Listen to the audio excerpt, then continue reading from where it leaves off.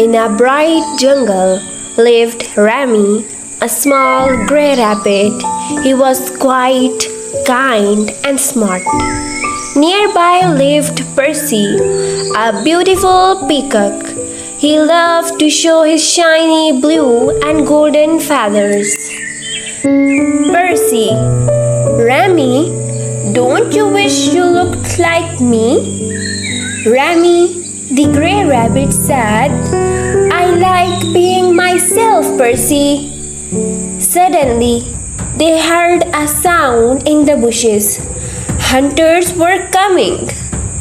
Percy, the peacock, was scared and didn't move. But Rami ran fast and led the hunters away. Soon, the hunters got lost. Rami came back a little tired but smiling. Percy, you saved me, Rami. I am very sorry. Rami said, it's not how you look. What you do is what matters. After that, Percy learned to be kind and not judge others. Good night, kids. Always remember, real beauty is inside you.